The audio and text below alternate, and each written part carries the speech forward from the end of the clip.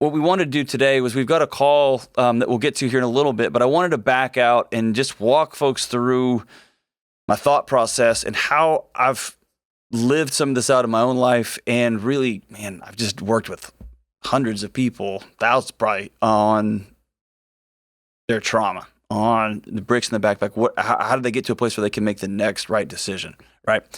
So here's me backing all the way out. In high school, I think I was a freshman. There was this big camp, summer camp that I went to every year. And at this summer camp, there was a talent show. And there's probably 1,000 kids at this camp. And then you had adults and campers. So put yourself in this auditorium. It's completely packed. It's not like a school cafeteria auditorium, but it's a big, giant auditorium. And lights, the sound system, the whole thing. And I'm sitting up on a chair, and I sang a song that I wrote. And it was just a silly song about, I don't know, dating and girls and whatever. So I sing this song. It's a big hit, and everything goes great. And the big selling point was I wrote this song, right? I didn't. What actually happened was a couple weeks before camp, there was this live recording that I'd heard. It was like a bootleg of a Pearl Jam concert. And I was listening to it with a couple of my buddies who were in my high school rock band. We were incredible, by the way. And we were not, but we were awesome. And so we were listening to this. It was awesome. We talked back and forth, and they played this new song. And I just remembered how catchy the hook of this song was, the chorus was. And at that point, I've been playing guitar for a long time, and you can pick a chord progression out of the air, and you just learn the melodies real quick. And so I took this really catchy chorus, and I attached it to some cheesy words, and I told everybody I wrote this song. And it was all well and good until those idiots in Pearl Jam decided to, quote unquote, release the song in the fall. Suddenly I got letters as a 14-year-old from all over the country about, wow, you're a writer for Pearl Jam. How cool. How'd you get that gig? How did they find out about your song that you sang at church camp? How did that happen? That's so great. And then one guy just wrote a letter, and he just said, dude, I think you're a liar. And he was pretty much hit the nail on the head there, right? So I was 14 and straight up busted. So next year I go back to this church camp, and it's kind of the buzz. Like, wow, dude, what a loser.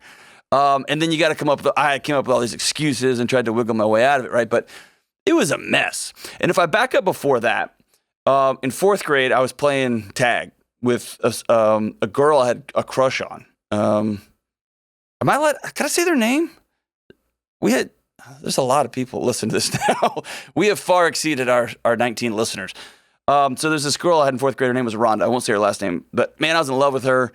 And we were playing tag or something after school in the cafeteria. And so what you do when you like somebody in your fourth grade, right, is you play tag and you push and shove and be silly. And anyway, man, I was sprinting after her, and she made a turn, or started to make a turn right by the wall. And I went to tag her, and I pushed her a little bit.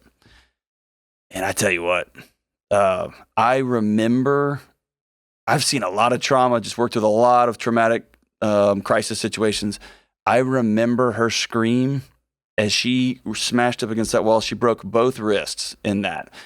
And her scream is lodged into my soul. I remember it. I'll never forget it. And for weeks, I guess months afterwards, she had both arms were in a cast, and it turned into this. We were just playing, having fun, and it got real serious real fast, right? Another one in high school, my senior year, I dropped the baton, and I was the anchor of the mile relay in the district track meet, and we lost by 1 point. And that was the first loss in 10 years. I was about to do the decade sweep, and I dropped it. And that's still to this day, right? So even thinking up to like a few months ago, my son, it was just, hey, dad, hey, dad, hey, dad, hey, dad.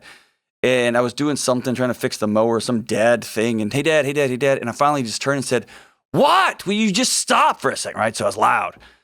And then his eyes get big, because I don't usually raise my voice, and I don't usually snap like that. And he backed up and said, hey, sorry, dad. And then, of course, I was like, man, what an idiot, to myself, right? So I tell you those stories, right? because my life's been this circus of bad decisions and crazy situations and wild stories. And that doesn't include, I mean, that's the ones we can tell on the podcast, right? The ones that the statute of limitations has run out on. But there was times, I lied about stuff and stole things and didn't have discipline. I cut corners and blamed other people. Man, I used to lie and steal all the time as a kid. It's one of those things that haunts me as an adult. And then there was times that I came through in the clutch and turned my life around, and then times I didn't come through the clutch, right? So it's times when you get the big job, and then times when you don't get the big job and it goes to somebody else, and you quit a job and you wish you could have that job back. And we all have these stories, right? It's childhood mayhem and accidents. And then it goes to things your dad said that still rattle around in your head, right? Or the way, like, after the first time you kiss somebody and you back up and you look at them in the eyes and you know that was a terrible kiss. Or you look them in the eye and think that was incredible, right? Or the first time your mom slammed the cabinets in anger, or first time you were abused by someone who loved you, or the first time you backed your car into something, the first time your checking account goes into the red, right? It's all of these moments. I remember the time I turned in a multi-million-dollar performa for a residence hall to a college president, and he told me to put together a amortization schedule for the debt service against this large residence hall, and so I put together on a Word document, and I highlighted words and I changed the fonts. There's probably some Comic Sans in there, and I'll never forget handing it to him in a big fancy meeting. In his face, it looked like I just handed him a plate of diarrhea. That's what his face looked like. It was like, it wasn't even shame. It was like, what am I looking at? Did you hand me a multi-million-dollar performa did you write a story? Is this a poem? And I just remember feeling so ashamed that I went and hired a senior in college to come teach me Excel alone. I told him this is like a big secret, right? So you have these moments, right? And man, it all comes back to these stories, right? These stories, and they become a part of us. And so when I meet with folks, even as late as this past weekend, there's a couple came out to work on their marriage or staying at our house, and it never ceases to amaze me how these stories, especially these ones from childhood, follow us around. They follow us around forever, right? Because here's what happened. Those stories I told you, when you're 14, of course you tell big stories, and I just happened to be on a stage and it became a real big one, right? Or playing as a 9-year-old, right? These things happen. That's just life. But what we don't often realize is how long, and I'm many, many, many decades later, that I still carry around this tag that I'm a liar, right? Or I still carry around this notion that if you screw around, a kid is going to get hurt really, really bad, and it's going to be your fault, right? That's still lodged in there. Or when the game is on the line, if Delony's fourth leg, he's probably going to screw something up, right? And that is translated into my marriage, into business, into parenting, right? And of course, you snap at your kid. The logical conclusion is because you suck at being a dad, right? You're just a crappy dad.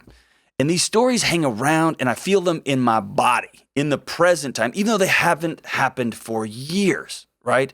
I am comically, obnoxiously, I used to steal a lot as a kid. I'll drive an hour out of the way to take a quarterback. Like if somebody overpays me, I'm so obnoxious about it now. I'm pathological about truth telling. I'm obsessive about it. I am obsessive about making sure kids have fun, but let's all do it safe. It's just become a part of us, right? But it's these stories we're born into, these stories that we were told, these stories that we tell ourselves and other people, right? And then the actual things that actually happened, right?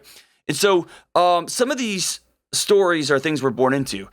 Poverty, right? We were born into violence, you're born into abuse, you're born into sexualization, you're born into race, culture, gender, sexuality. Some of these things you're born, and it's just the narrative, the air that the culture around you is breathing.